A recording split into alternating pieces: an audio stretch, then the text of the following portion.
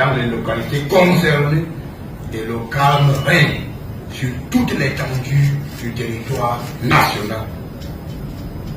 Je tiens à préciser que dans le cadre de ce mouvement insurrectionnel, et tenant compte des indices concordants à notre possession, des enquêtes ont été ouvertes et certaines personnes ont d'ores et déjà été interpellées. D'autres sont activement recherchées et répondront de leurs actes devant les juridictions compétentes. Mesdames et messieurs les responsables des médias, comme vous le savez, notre pays, le Cameroun, au début des années 90,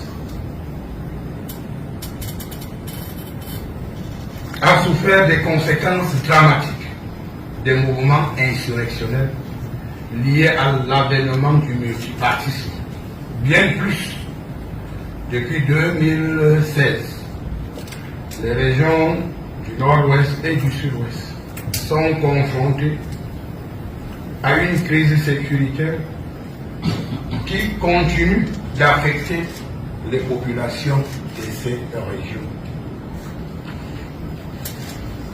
À cela s'ajoutent les exactions de Boko Haram dans la région de l'extrême nord, dont les effets néfastes se font ressentir sur le développement économique et social de cette région, en particulier, et de notre pays en général.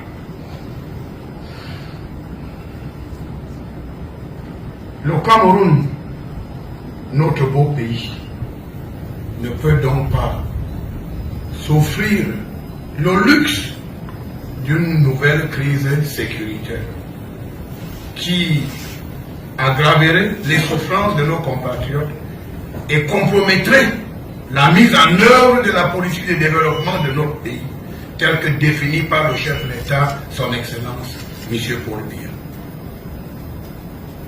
Les appels à manifester lancés par certains hommes politiques à l'ambition dévorante créent incontestablement les conditions d'une crise sécuritaire et participent à la mise en œuvre du projet insurrectionnel précédemment évoqué.